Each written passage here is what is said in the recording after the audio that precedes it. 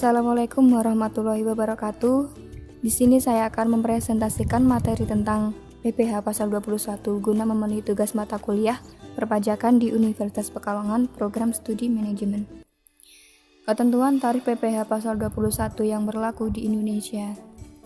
Perkenalkan, nama saya Monika Salsabilia Kisianti dari kelas Manajemen Pagi G.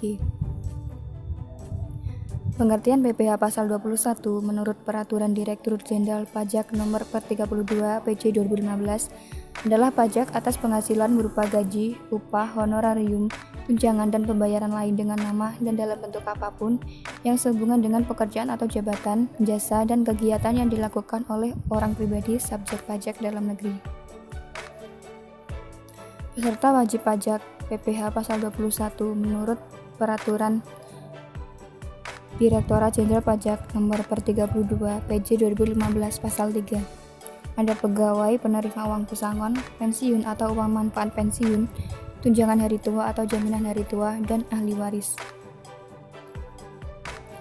Wajib pajak PPh 21 kategori bukan pegawai yang menerima atau memperoleh penghasilan sehubungan dengan pemberian jasa meliputi tenaga ahli yang melakukan pekerjaan bebas, yaitu yang terdiri dari pengacara, akuntan, arsitek, dokter, konsultan, notaris, penilai, dan aktuaris. Lalu ada seniman seperti pemain musik, pembawa acara, penyanyi, pelawak, bintang film, sinetron, bintang iklan, sutradara, kru film, fotomodel, peragawan atau peragawati, pemain drama, penari, pemahat, pelukis, dan seniman lainnya.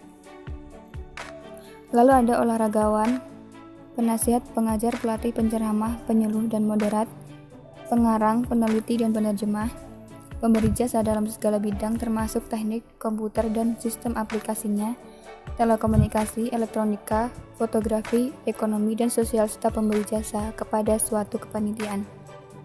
Petugas penyedia barang dagangan, petugas dinas luar asuransi, distributor perusahaan multilevel marketing atau direct selling dan kegiatan sejenis lainnya. Wajib pajak yang menerima atau memperoleh penghasilan sehubungan dengan keikutsertaannya dalam suatu kegiatan, antara lain peserta perlombaan dalam segala bidang. Contohnya seperti perlombaan olahraga, seni ketangkasan, ilmu pengetahuan, teknologi, dan perlombaan lainnya. Lalu ada peserta rapat, konferensi, sidang, pertemuan, atau kunjungan. Peserta atau anggota dalam suatu kepanitiaan sebagai penyelenggara kegiatan tertentu. Peserta pendidikan dan pelatihan, dan peserta kegiatan lainnya. Komponen perhitungan PPh 21. Ada penghasilan bruto. Dalam hal ini yang termasuk ke dalam penghasilan bruto atau penghasilan kotor, yaitu penghasilan rutin yang diterima oleh wajib pajak orang pribadi dalam jangka waktu tertentu, meliputi gaji pokok dan tunjangan insentif. Yang B, ada penghasilan tidak rutin. Beberapa penghasilan yang masuk ke dalam kategori ini yaitu upah dalam bentuk bonus, THR, serta upah lembur. Yang C, ada iuran BPJS atau premi asuransi pegawai yang dibayar perusahaan. Setiap warga negara Indonesia atau warga negara asing yang tinggal di Indonesia selama lebih dari 6 bulan wajib memiliki dan menjadi anggota BPJS. Program asuransi kesehatan ini diselenggarakan oleh pemerintah dan wajib ada di setiap perusahaan, di mana pembayarannya dihitung berdasarkan persentase gaji atau upah yang diperoleh. Yang D, ada jaminan kecelakaan kerja. Jaminan kecelakaan kerja adalah sebuah kompensasi dan rehabilitasi bagi tenaga kerja yang mengalami kecelakaan kerja, terhitung mulai berangkat kerja sampai tiba kembali di rumah, atau menderita penyakit lain yang berkaitan dengan pekerjaan. Yang E, ada jaminan kematian. Jaminan ini diperuntukkan bagi ahli waris dari anggota program BPJS ketenaga kerjaan yang meninggal, bukan karena kecelakaan kerja. Dalam hal ini, kamu wajib menanggung iuran program jaminan kerja sebesar 0,3% dari gaji bulanan yang kamu peroleh. F, ada jaminan kesehatan. Terhitung sejak Juli 2015, tarif iuran jaminan kesehatan yaitu sebesar 5% dari gaji bulanan, dan di mana 4% dibayar oleh perusahaan dan 1% dibayar oleh pegawai. Batas tertinggi gaji bulanan yang digunakan sebagai dasar perhitungan iuran jaminan kesehatan adalah 2 kali PTKP dengan status kawin dan memiliki 1 anak. Untuk keluarga lainnya yaitu terdiri dari anak keempat dan seterusnya, serta orang tua dan mertua, serta besar iurannya yaitu 1% per orang. G. Ada tunjangan PPh 21 jika ada. Bagi perusahaan yang memberi tunjangan PPh 21 kepada pegawainya, maka jumlah tunjangan PPh ini dijadikan komponen tambahan dari penghasilan bruto. Sementara untuk metode perhitungan gaji bagi pegawai yang menerima tunjangan PPh 21 adalah metode gaji bersih. H. Ada tunjangan BPJS jika ada. Jika bagi perusahaan yang memberi tunjangan BPJS secara penuh, maka tunjangan BPJS ini dijadikan komponen tambahan dari penghasilan bruto.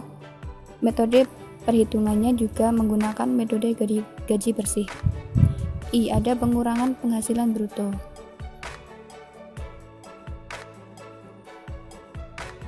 Biaya-biaya yang dapat mengurangi penghasilan bruto yaitu ada biaya jabatan, staf hingga direktur.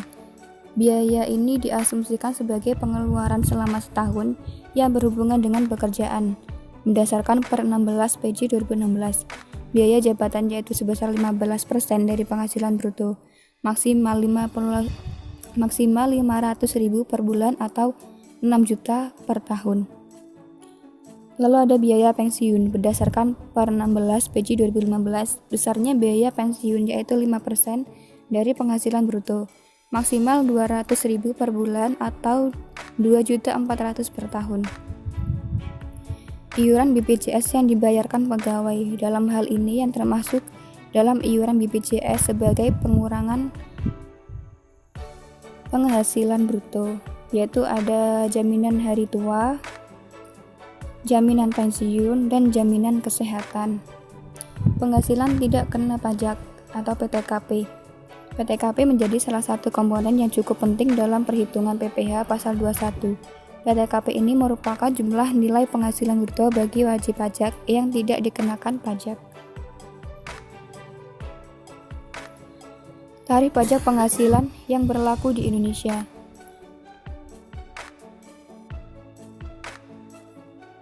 Sebelum menentukan beberapa tarif PPh 21 yang harus dibayarkan karyawan, Anda harus mengetahui berapa PKP PPh 21 menurut Peraturan Direktorat Jenderal Pajak. Yang pertama ada penghasilan kena pajak PKP. PKP PPh pasal 21 menurut Peraturan Direktorat Jenderal Pajak nomor per 32 PJ 2015 adalah 1. Pegawai tetap dan penerima pensiun berkala dikenakan PKP sebesar penghasilan neto dikurangi penghasilan tidak kena pajak terbaru. Pegawai tidak tetap dikenakan PKP sebesar penghasilan bruto dikurangi penghasilan tidak kena pajak terbaru.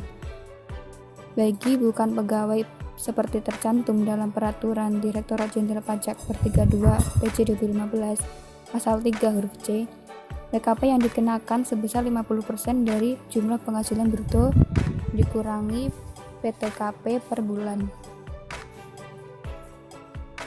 Kedua, ada penghasilan tidak kena pajak berdasarkan PMK nomor 101 PMK.010 2016. 54 juta untuk diri wajib pajak orang pribadi. 4.500.000 tambahan untuk wajib pajak yang kawin. 54 juta untuk istri yang penghasilannya digabung dengan penghasilan suami. Yang keempat ada 4.500.000 tambahan untuk setiap anggota keluarga sedarah dan keluarga dalam garis keturunan lurus serta anak angkat yang menjadi tanggungan sepenuhnya. Paling banyak 3 orang untuk setiap keluarga.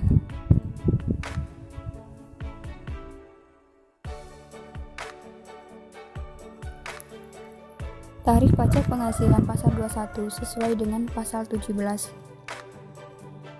Wajib pajak dengan penghasilan tahunan sampai dengan 50 juta adalah 5%. Wajib pajak dengan penghasilan tahunan di atas 50% sampai dengan 250 juta adalah 15%. Wajib pajak dengan penghasilan tahunan di atas 250 juta sampai dengan 500 juta adalah 25%. Wajib pajak dengan penghasilan tahunan di atas 500 juta adalah 30%. Untuk wajib pajak yang tidak memiliki NPWP dikenakan tarif 20% hingga lebih tinggi dari mereka yang memiliki NPWP. Itulah beberapa penjelasan mengenai PPh pasal 21 yang perlu Anda ketahui.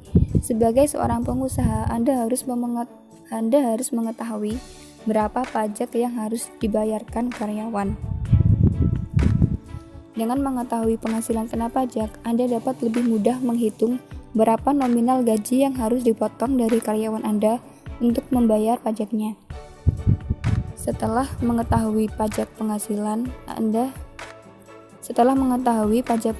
yang harus karyawan Anda bayar, sebagai pengusaha Anda juga harus mulai menghitung berapa pajak yang harus dikeluarkan perusahaan. Untuk memudahkan dalam perhitungan pajak, Anda harus memiliki laporan keuangan secara tepat dan akurat. Terima kasih. Wassalamualaikum warahmatullahi wabarakatuh.